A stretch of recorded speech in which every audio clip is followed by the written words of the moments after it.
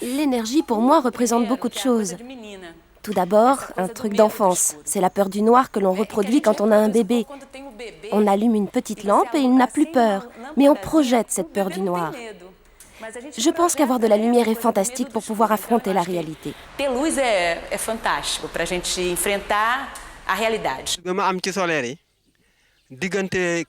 Pour moi, l'énergie, c'est l'essentiel de la vie de tous les jours. Parce qu'entre les maisons, c'était vraiment sombre, même dans la cour des maisons. Et maintenant, tout est devenu clair. Depuis, on peut vivre la nuit aussi.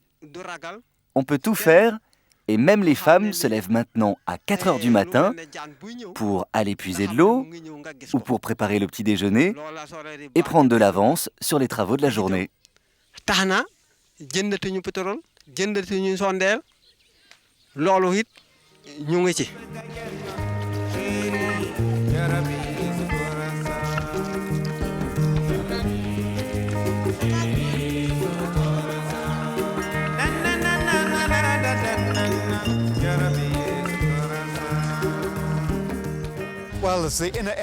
L'énergie, c'est celle de mon corps. Mais plus sérieusement, ça permet à l'économie du monde de tourner. Ça permet de faire fonctionner l'industrie automobile et bien d'autres choses encore.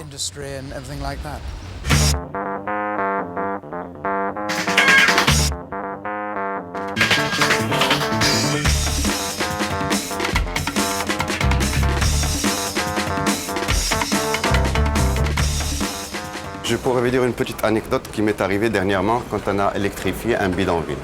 Donc, quand on a donné le jus au un bidonville qui s'appelle Farangir, il y avait un monsieur qui venait me voir. Il m'a dit que depuis 40 ans qu'il habite ce bidonville et c'est la première fois qu'il se sent vivre.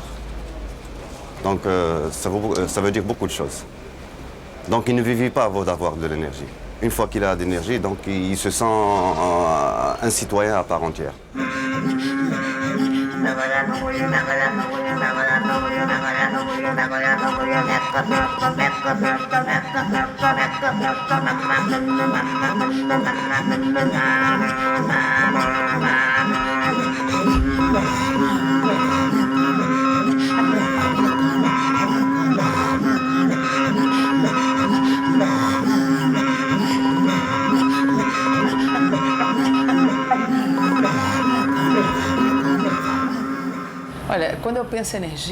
La première chose à laquelle je pense, c'est au développement humain, la cohabitation après 6 heures du soir.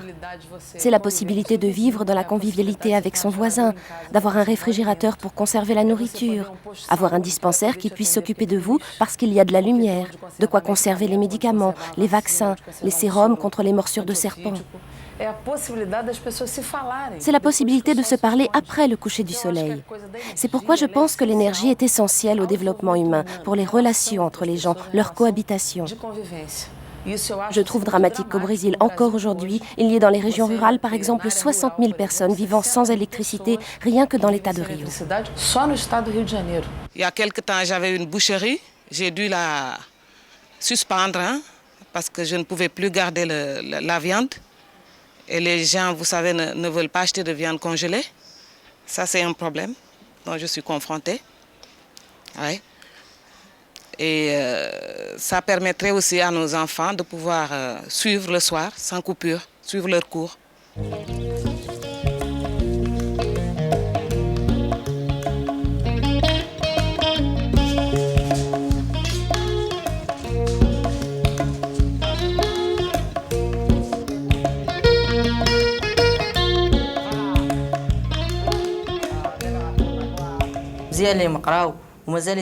Il faut de la lumière pour les écoliers. Je t'explique le tableau classique. La bouteille de but à gaz se vide. Tu passes la bougie qui dégouline sur tes devoirs. La maîtresse te remonte les bretelles. T'en as marre. Tu t'enfuis de l'école. Tu commences l'école buissonnière. Ah bah, il n'y aura plus d'études pour toi. Et là, t'es foutu. Avec de l'électricité, on pourra mieux étudier. On pourrait avancer dans la vie. On serait bien inséré. Là, il n'y a rien de tout ça. Si on restait à l'école, on serait comme des rois. On serait comme les autres. On pourrait se reposer comme tout le monde.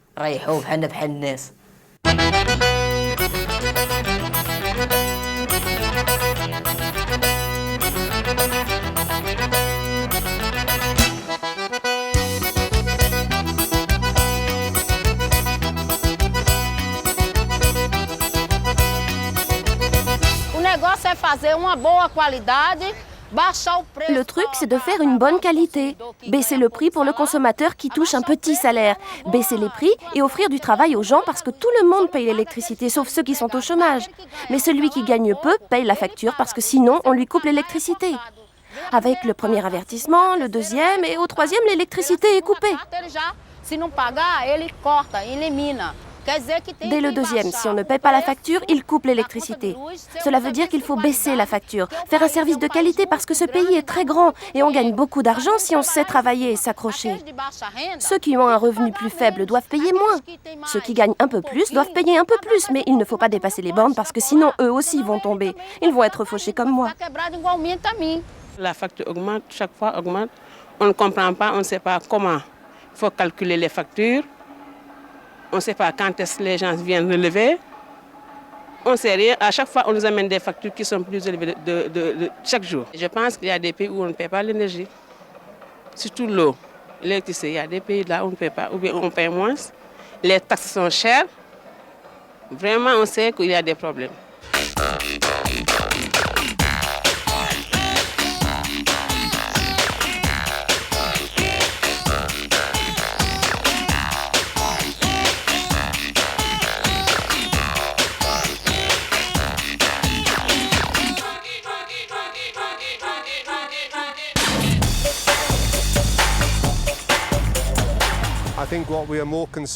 Je pense que ce qui me préoccupe le plus, c'est la façon dont certains pays ne sont pas égaux face à l'énergie.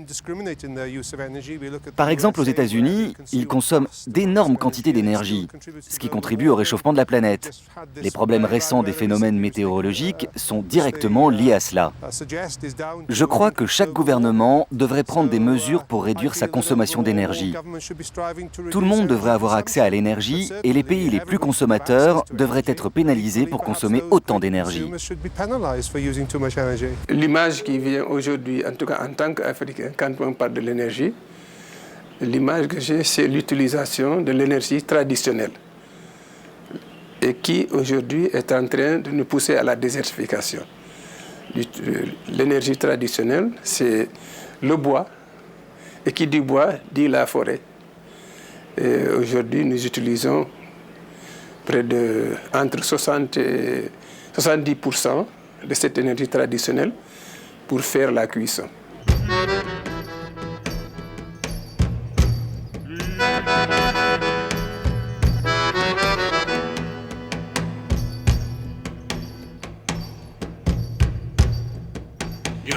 Il faudrait que l'État, je dis l'État parce qu'en fait, il n'y a que l'État ici.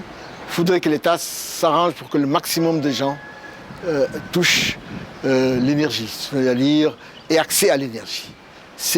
L'Algérie a fait ça et le taux d'abonnement est monté, l'accès à l'électricité est monté très vite. L'Afrique du Sud est en train de faire ça. J'avais visité l'Afrique du Sud et le taux était de 10% pour les populations noires. Et il m'avait dit c'était les conséquences de l'apartheid. Mais vous allez voir, si vous revenez dans 5 ans, et effectivement, ils ont décidé de mettre l'électricité dans les milieux où il y avait l'apartheid et de donner l'électricité à tout le monde. Alors, le taux est en train de monter actuellement. On peut parler d'un droit de l'homme. De nos jours, les gens ont besoin d'énergie pour l'accès à la culture, pour dire, faire des choses qu'ils n'ont pas la possibilité de faire dans la journée. Ce devrait être au cœur de la vie et non quelque chose qu'on a ou pas les moyens de s'offrir.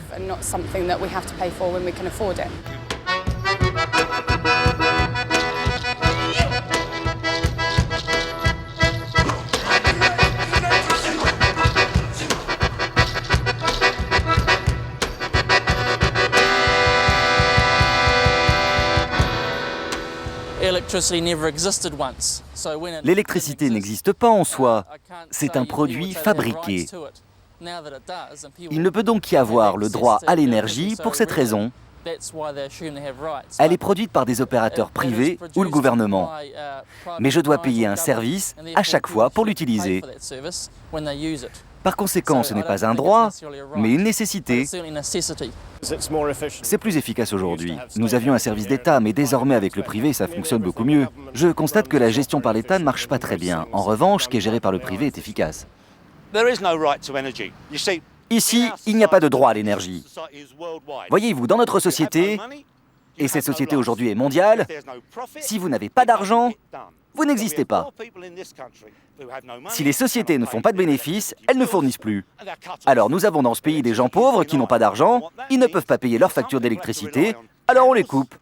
Les gens doivent utiliser des bougies et de la paraffine pour se chauffer et s'éclairer. Il y a des accidents terribles.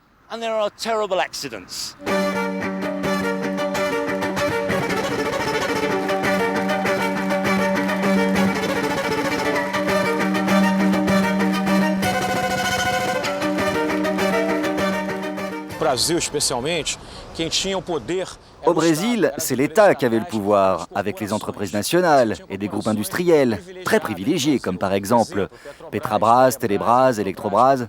Donc les fonctionnaires de ces entreprises publiques étaient privilégiés. C'était eux qui avaient le pouvoir. C'est un patrimoine de l'État. C'est quelque chose qui appartient à l'État. Donc on ne peut pas libéraliser la vente comme ça. N'importe qui veut doit avoir accès à ça. Il y a des normes qu'il faut respecter. L'énergie, pour moi, comme pour tout le monde, c'est un produit de base. C'est un moyen qui a permis à l'humanité de faire de grands progrès et c'est le moyen sans lequel on ne peut pas progresser, on ne peut pas évoluer, on ne peut pas parler aussi d'équité sociale sans énergie pour tous. Il faut une certaine implication de la société civile, une certaine implication des consommateurs. Même, pourquoi pas une Ligue mondiale des consommateurs pour l'énergie. Absolument. C'est une bataille. C'est une bataille. C'est une bataille. Il y a des enjeux extraordinaires, des enjeux économiques, des enjeux stratégiques, etc. Qui contrôlent l'énergie, contrôlent le monde.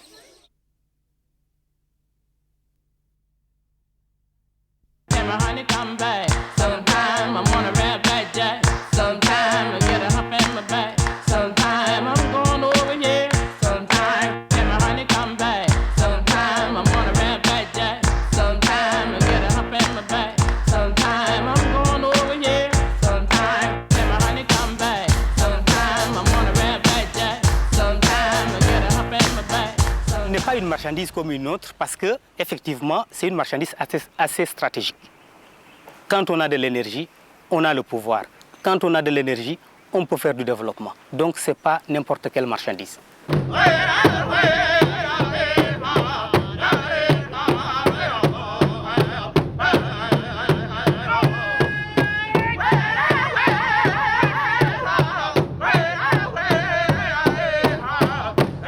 Lorsqu'on me parle de pétrole, moi je ne le considère pas comme étant une marchandise comme les autres ou un produit comme les autres. Le pétrole, comme tout le monde le sait, il est au cœur de l'enjeu géopolitique, géostratégique. C'est-à-dire c'est un produit avec lequel on doit traiter de cette vision. C'est une arme stratégique. Ce n'est pas comme l'électricité ou le charbon. Le pétrole est un produit qui est stratégique et quand vous le savez, tout le mal actuellement qu'on voit au Proche-Orient, etc., l'Irak, les pays riverains, la Palestine, tout ça, c'est en relation directe avec l'importance de cette matière et de ce produit. C'est comme le pétrole. À un moment donné, les gens disaient que le pétrole était une marchandise stratégique. Et au fil du temps, d'aucuns pensaient que le pétrole avait perdu donc sa position stratégique, mais il n'en est rien. Il n'y a qu'à voir ces derniers mois, le coût du pétrole commence à évoluer et les impacts qu'on en a ressentis au niveau de tout le monde entier, même au Sénégal. C'est montrer donc que l'énergie a une place stratégique et incontournable, puisque étant un intrant très important, incontournable, ce qui fait que sans énergie, il n'y a pas de monde vivable possible.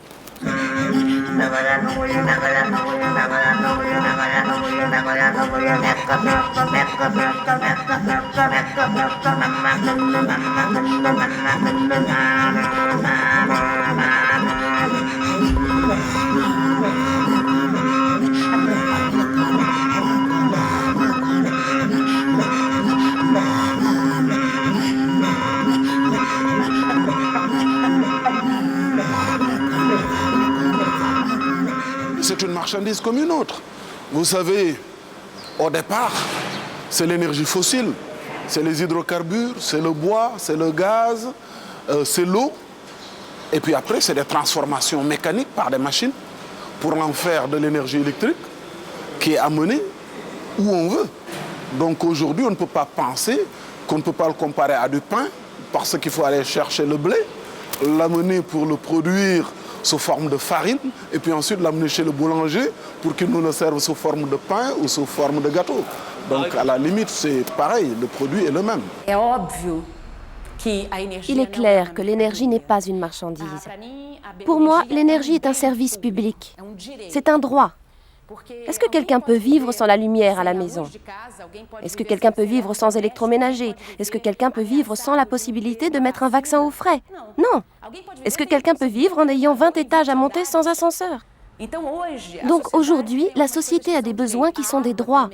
L'eau également est un droit. La répartition de l'eau de manière équitable, parce que nous allons épuiser toutes les ressources d'eau de la planète. Et pourtant, nous sommes dans un pays très riche en eau.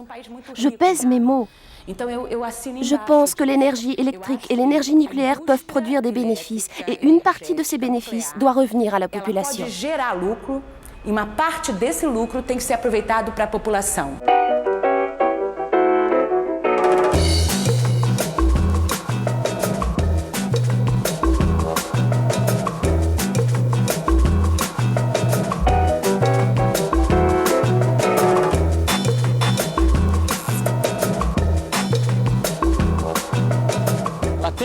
Je pense que l'électricité n'est pas une marchandise comme les autres. Elle est différente parce qu'elle a une caractéristique de service public. C'est pas comme les chaussures, les chemises, les ceintures ou encore la bière.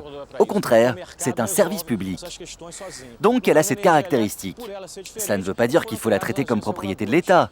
Elle doit être traitée d'une manière spéciale et pour cela, il existe des agences de régulation de l'énergie. Cela n'existe pas pour les chaussures parce que le marché régule tout seul ces questions. Dans le cas de l'énergie électrique, du fait qu'elle est différente, on a créé des agences de régulation. Quand il n'y aura plus cet aspect du service public, si un jour elle devient accessible à tous, elle sera une commodité. Par exemple, les télécoms sont proches de cette situation par rapport à leur progrès technologique. Dans ce cas, on n'aura plus besoin de régulation. Il y a un droit à l'énergie, mais dans la logique capitaliste, c'est un produit pour le marché. On ne peut pas prendre un produit, le sortir et dire qu'il n'est pas soumis aux lois du marché. Introduire ça dans la Constitution serait idéaliste. En revanche, idéalement, on pourrait imaginer un pays où l'accès au logement, au transport et à l'énergie soit gratuit. C'est une marchandise comme une autre, mais je crois que ceux qui la gèrent doivent quand même penser au côté social. Penser à la socialisation de la vente, et penser aux plus démunis pour qu'ils puissent en avoir accès.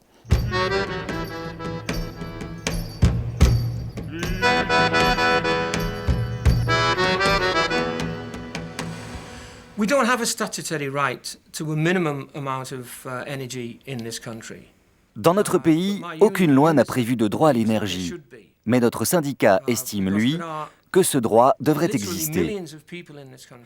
Il faut savoir en effet qu'il y a des millions de gens dans ce pays, environ 6 millions au Royaume-Uni, dont 4 millions en Angleterre et au Pays de Galles, qui ont du mal à payer leurs factures d'électricité. Alors je crois qu'il est essentiel de faire quelque chose pour les gens qui ne sont pas financièrement en mesure de se chauffer correctement chez eux et qui doivent choisir entre dépenser pour l'énergie ou pour la nourriture ou pour se loger ou pour se vêtir. Il devrait y avoir un droit, un accès minimum à l'énergie, surtout pour le chauffage, pour ne pas avoir à s'en passer pendant l'hiver.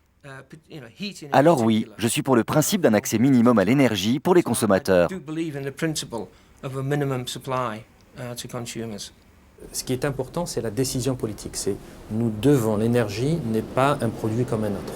L'énergie est un droit fondamental Comme l'accès à l'eau est un droit fondamental, comme l'accès à la santé est un droit fondamental, maintenant la collectivité doit s'y intéresser et doit l'établir comme une priorité.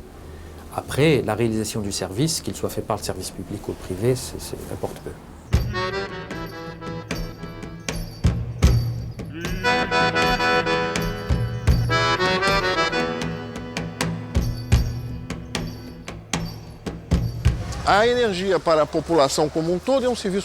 L'électricité pour la population est un service public et l'électricité pour l'industrie est une marchandise. Elle peut avoir ces deux rôles. Je connais un seul pays dans le monde où cela se passe de manière efficace. Les États-Unis, où il y a une réglementation sérieuse. Pour les autres pays, il existe une pseudo-réglementation comme en Angleterre. Le système anglais est complètement déformé depuis la privatisation à l'époque de Margaret Thatcher. En Amérique latine, les États ont tendance à être corrompus. La corruption, ce n'est pas simplement le vol, c'est également céder aux pressions d'une grande entreprise qui, en général, offre un très bon poste aux hauts fonctionnaires lorsque ce dernier a fini son mandat. Donc au Brésil, les hauts fonctionnaires quittent l'agence de régulation pour devenir vice-président ou PDG des entreprises électriques, y compris EDF. Vous pouvez acheter au supermarché des biens de consommation courante, comme les téléphones portables ou les assurances. Pourquoi pas du gaz ou de l'électricité? Après tout, les gens utilisent ça pour cuisiner, donc c'est lié au supermarché. Je pense que tout ce qui a une fonction sociale dans la vie humaine ne peut être traité comme une marchandise quelconque. Il est clair qu'une société d'État doit avoir un raisonnement d'entreprise, parce qu'on ne veut pas qu'elle devienne déficitaire. Donc elle doit vérifier les prix. Elle doit être lucrative, elle doit avoir des ressources, sauf qu'elle ne doit pas avoir pour but de faire des gains. Mais il faut qu'elle fasse des bénéfices pour pouvoir exercer une fonction sociale et non le contraire. C'est-à-dire soumettre la question sociale au profit. Le raisonnement du marché, c'est ça, un raisonnement inverse.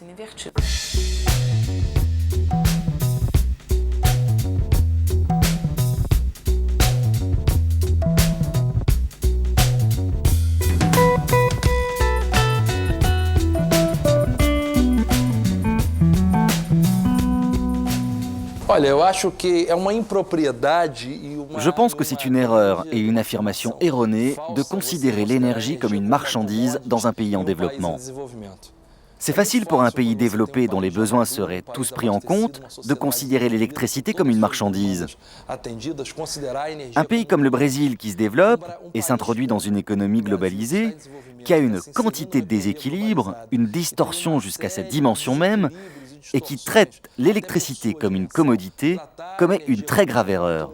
Et je considère que c'est sans doute la principale erreur dès le départ qui a provoqué les failles dans le processus de privatisation. Au Maroc, intellectuellement, je pense que 60%, c'est énorme, de la consommation nationale est susceptible d'être un vrai marché. Donc pour ces 60%, j'admets qu'à très moyen terme, avant 5 ans, nous ayons un vrai marché. Donc une électricité qui soit une marchandise. Et il restera ces 40%.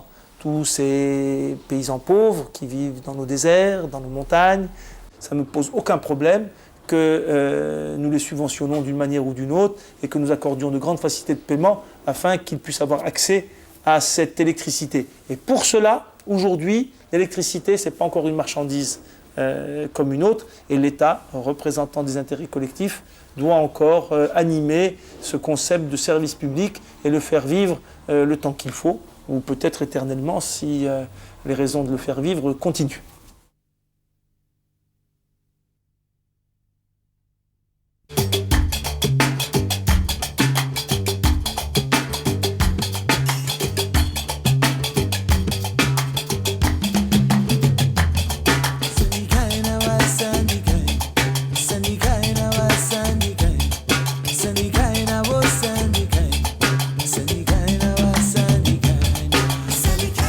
Actuellement, on est arrivé pendant ces 2 dernières ou 3 dernières années, donc on est arrivé à électrifier presque 30% des campagnes qui n'étaient pas électrifiées. Donc parce qu'en plus de l'électrification, donc qui dit électrification, dit construction de routes, dit construction de chemins d'accès, donc automatiquement c'est une chose qui rappelle un peu l'arrivée du train dans le Far West.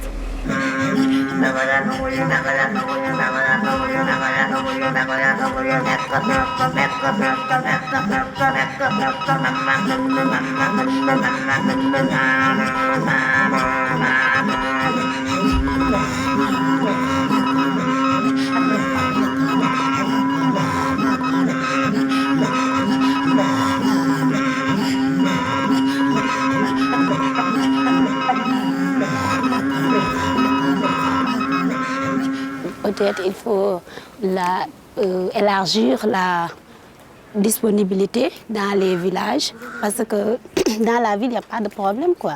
Il y a la production d'électricité et il y a une efficacité. Par contre, il faut élargir la production au niveau des villages, la communauté rurale, quoi. Les étudiants sont disponibles, il y a aussi du point de vue main-d'œuvre, il n'y a pas de problème, mais peut-être il y a le matériel qui fait défaut, quoi. Si on compare à l'ensemble des pays en développement, on a un retard énorme puisque la moyenne c'est 60% d'accès à l'électricité. Nous, au niveau national, on est à 25%. Donc ça veut dire qu'il y a un gros effort à faire. D'autant plus que cet accès à l'électricité conditionne beaucoup de choses. Conditionne les politiques de santé, les politiques d'hydraulique villageoises, et même les politiques, disons, d'éducation, d'alphabétisation des populations. Donc, sans compter, bien sûr, le développement économique, ne serait-ce que le développement de l'artisanat. Un artisanat plus performant requiert d'avoir, disons, de l'électricité, par exemple. Les investissements d'infrastructures sont importants. Le problème, c'est les moyens pour les réaliser. Le Sénégal consacre 153 milliards de CFA, c'est-à-dire le tiers de son budget, qui est à peu près de 500 milliards, à payer le service de la dette. Les moyens pour réaliser des dépenses d'investissement sont évidemment restreints. Le budget de l'éducation absorbe encore, grosso modo, un gros tiers. Il reste un tiers pour payer les dépenses de fonctionnement, les traitements et salaires des fonctionnaires. L'investissement, on peut dire qu'il est dans la main des bailleurs, que finalement les dépenses d'investissement se décident avec les bailleurs. Et évidemment, des investissements d'infrastructures en termes d'énergie seraient, quand on voit le nombre de délestages qui affectent les entreprises chaque année à Dakar, serait excessivement important. Ça permettrait déjà d'augmenter considérablement la production nationale.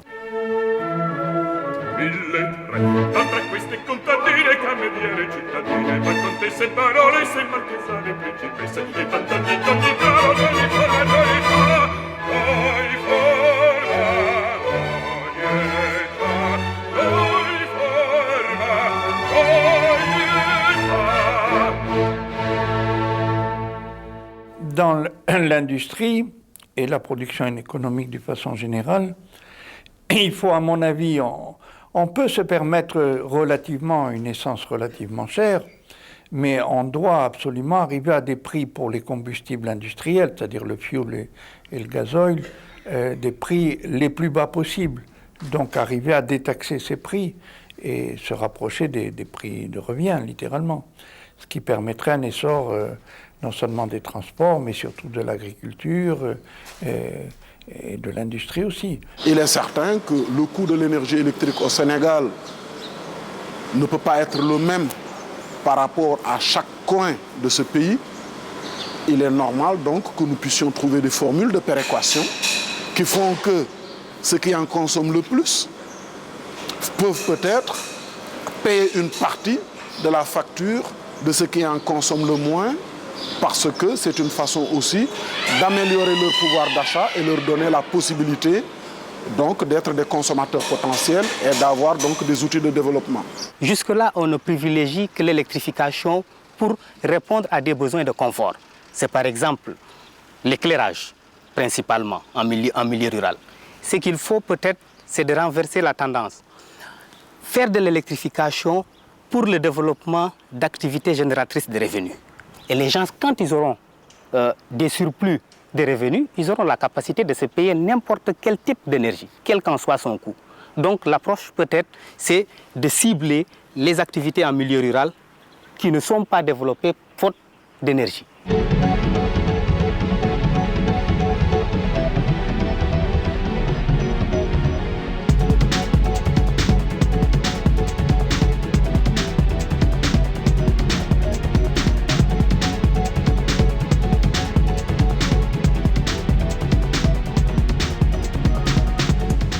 Tudo precisa de energia, né? Tout a besoin d'énergie. Les transports, l'agriculture, la lumière.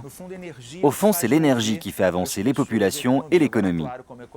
Maintenant, bien sûr, en tant qu'écologiste, je pense aussi à la pollution, au recyclage, au renouvellement des sources, aux pénuries. En somme, je pense à un mode de vie qui utiliserait l'énergie sans détruire la planète.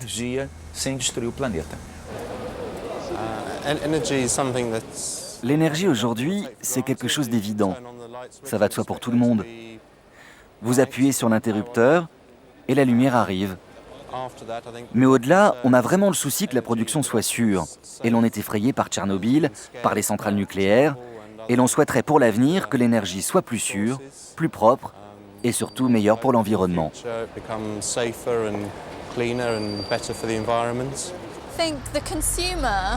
Je pense que les consommateurs ont de plus en plus de pouvoir, mais leur choix reste tout de même limité. Nous pouvons choisir qui produit de l'énergie, mais nous ne pouvons pas choisir l'origine, si ça vient du pétrole, du nucléaire, d'énergie propre. Tout cela incombe au gouvernement.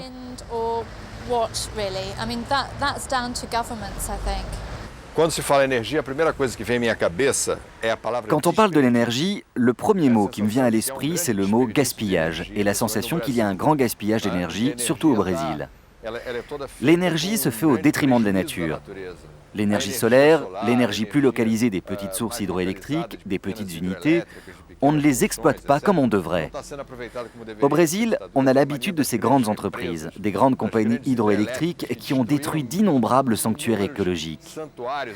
Par exemple, l'équivalent des chutes d'Iguassou pour construire Itaipu. Itaipu est un barrage tellement énorme qu'il pourrait inonder l'Argentine entière. Depuis que j'habite cette cité, j'ai toujours rêvé à une énergie solaire. Bon, je pose des questions un peu partout pour savoir comment cette cité peut accéder à l'énergie solaire. Mais on me dit que c'est impensable. C'est hors de prix et ce n'est pas la politique du gouvernement. Le Brésil est un pays où le soleil, même à Rio de Janeiro, est présent 80% de l'année. Donc il est tout à fait logique que l'on cherche à exploiter l'énergie solaire. Mais c'est considéré comme une alternative seulement pour ceux qui sont vus comme des romantiques, qui ne sont pas enfermés dans la routine de la vie moderne. Bref, c'est vu comme un truc de rêveur. Mais en réalité, je pense que ce n'est pas le cas. Je pense que ce n'est qu'un exemple. Beaucoup d'autres, certainement, sont envisageables. Je pense que ce sont à chaque fois les intérêts commerciaux qui définissent ces choix.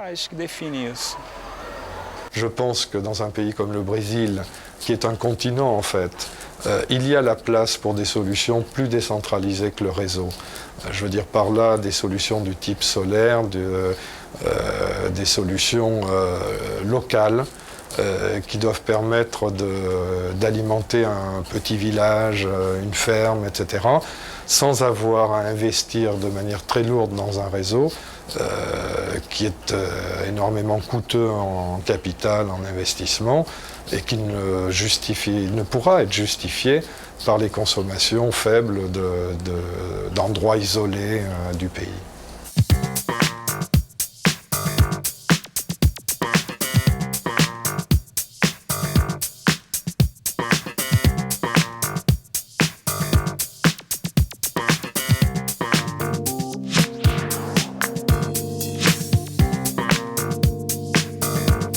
Il ne suffit pas de mettre le réseau, il ne suffit pas d'apporter l'électricité, mais il faut que les populations également aient accès à l'électricité. Donc du point de vue du système de tarification, il faut adopter le système de tarification aux habitudes et également au cycle de revenus des populations. Il ne faut pas demander également aux populations un effort financier qui soit supérieur à ce qu'ils sont capables de fournir. Et il ne faut pas également mettre l'électricité à disposition et puis ne pas prendre en compte, par exemple, les installations intérieures qui sont un préalable quand même pour bénéficier des services de l'électrification rurale. Il ne faut pas amener l'électricité sans apprendre aux gens l'ensemble des apports du point de vue formation et l'ensemble des dispositions qu'on peut mettre et toutes les possibilités d'utilisation de l'énergie. Il faut que l'État intervienne. Mais maintenant, il faut que l'État intervienne autrement. C'est ça la différence.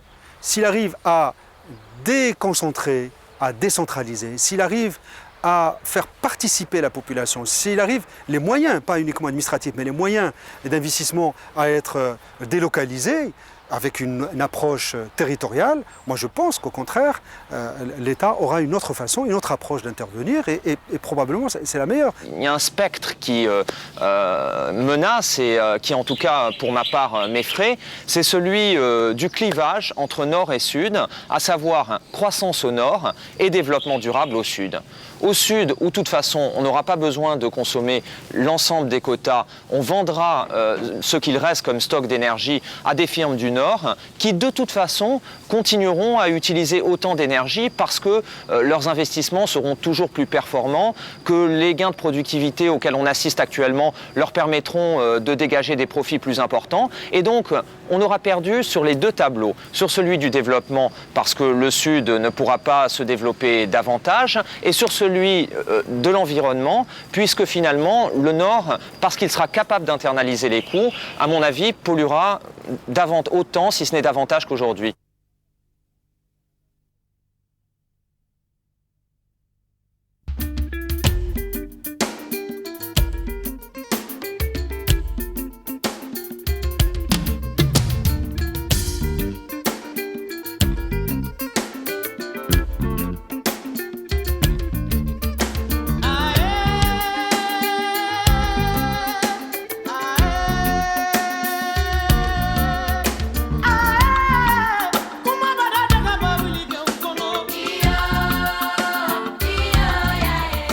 Quelques années, il y a eu libéralisation du secteur énergétique et il y a maintenant une production qui est faite par le secteur privé. Ça a permis de désengager l'État de certains investissements et ça a permis surtout de stabiliser la production énergétique.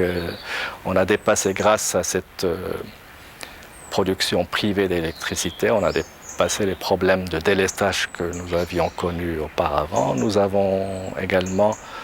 maîtrisons davantage les coûts de production de cette énergie grâce à l'implication du secteur privé.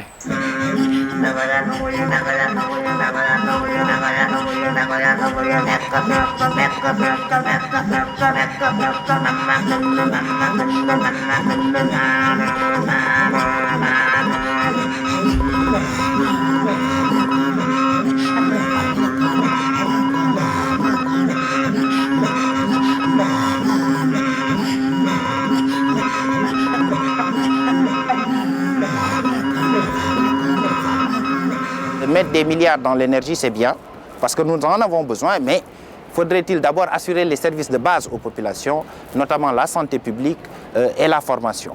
Il faut créer les conditions de l'implication du secteur privé dans le financement des infrastructures dont nous avons besoin. Et pour ce cadre, on a prévu depuis 2 ans une nouvelle loi de régulation du secteur de l'électricité qui permet cette fois l'implication de ce qu'on appelle dans le jargon les IPP, les Independent Power Producers, donc des personnes du secteur privé, des personnes morales, pourront venir après appel d'offres, produire de l'électricité au Sénégal et le revendre à un acheteur unique qui va être la Sénélec. Donc pour l'instant, c'est le modèle qui est en place dans le pays. La privatisation au Brésil est devenue une nécessité car il n'y a pas d'argent. Le gouvernement n'en a pas parce qu'il est en faillite. Le gouvernement n'a pas un copec. La seule alternative qu'il a est de déléguer à un tiers certaines choses qui étaient de la responsabilité de l'État. En France, peut-être, le gouvernement peut remplir ses fonctions. En France, l'État est vu comme très important. Au Brésil, l'État est en faillite. Donc il lui faut trouver de nouveaux entrepreneurs dans l'énergie parce qu'il ne peut plus rien entreprendre. Récemment, l'industrie de l'énergie a été dérégulée au Royaume-Uni. Nous avons eu pendant très longtemps un monopole d'État et maintenant nous avons différentes compagnies qui fournissent de l'électricité ou du gaz. Elles sont en compétition et j'imagine que les prix vont baisser. Des gens maintenant frappent à ma porte pour proposer leurs services. Tout ça c'est bien. Plus de concurrence signifie de meilleurs prix. De nos jours, si vous n'êtes pas satisfait de votre opérateur, vous pouvez le quitter pour quelqu'un d'autre, alors qu'avant vous n'aviez aucun choix. Vous deviez vous contenter du service proposé par l'entreprise publique.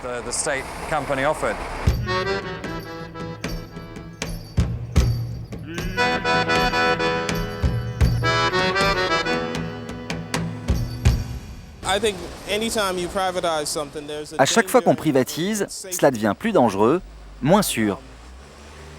D'un côté, la libéralisation du marché entraîne une baisse des prix à court terme. Mais à long terme, vous pouvez avoir des problèmes de sécurité. Donc je pense que ça doit être contrôlé par l'autorité publique. Dans ce partage du pouvoir, le privé ne prend que ce qui l'intéresse, c'est-à-dire la partie distribution, qui est la partie rentable. La partie production et la partie non rentable est laissée à l'État.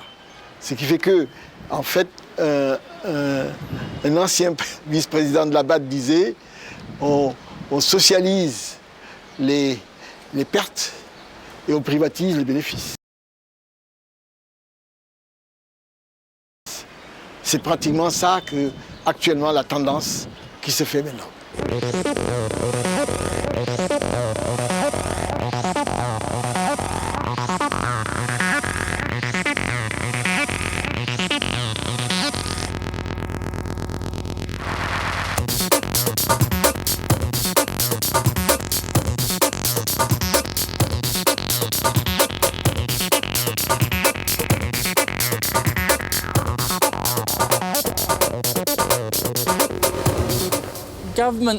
Le gouvernement doit juste fixer un cadre pour que les producteurs fournissent de l'électricité aux consommateurs.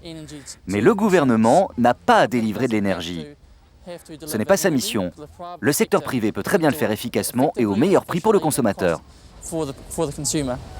Dans le monde, je crois que le marché va prendre une place de plus en plus grande dans la régulation et qu'effectivement, les forces du marché vont devenir de plus en plus influentes sur le devenir de l'énergie. Et ça, c'est lié à la globalisation, à la mondialisation et à la création de ce marché planétaire qui prend de plus en plus d'importance dans le monde où nous vivons. Je pense que l'État doit participer à ce processus ainsi qu'à tous les autres processus. Le tout est de savoir de quelle manière il doit participer et je pense qu'il ne doit pas participer en tant que pourvoyeur. Il doit participer en tant que régulateur en orientant. Et si dans certains cas, les gains du privé ne justifient pas un investissement qui pourtant est pertinent du point de vue social, alors oui, il doit subventionner cet investissement. Mais en général, l'important dans la participation du gouvernement est de réglementer ce marché, superviser ses règles et le laisser fonctionner. Supervisionar até as regras e deixar ele funcionar. À mon avis, le pouvoir de décision appartient aux entreprises privées. J'ai l'impression que le domaine public n'a plus ce pouvoir. On a beau voir à la télévision que l'État contrôle encore ici et là, mais je pense que dans la pratique, ce pouvoir est aux mains des entreprises qui sont aujourd'hui responsables de la distribution de l'énergie. Il y a comme une connivence, à mon sens, entre les États et même et les multinationales. Et aux grandes dames même des populations. Et comment des hommes n'y comprennent que dalle, mais lui, le commandant se retrouve confronté à une réalité. Il ne sait pas d'où proviennent les problèmes. Est-ce l'État, est-ce comment sont les multinationales? Toujours les explications pas claires. Et c'est la réalité que nous vivons quotidiennement. Il n'y a que les femmes d'ailleurs pour faire bouger les choses. C'est mon point de vue. Les femmes, je pense que de plus en plus les femmes sont plus dynamiques pour régler les problèmes auxquels les pays sous-développés sont confrontés. Aujourd'hui, les grandes entreprises étrangères occupent le marché, pas seulement dans l'électricité, mais aussi dans les télécommunications, dans tous les domaines. Ce processus a tendance à se perpétuer.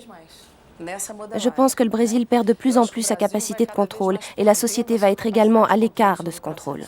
E a sociedade, eu acho que vai ficar mais distante desse controle também.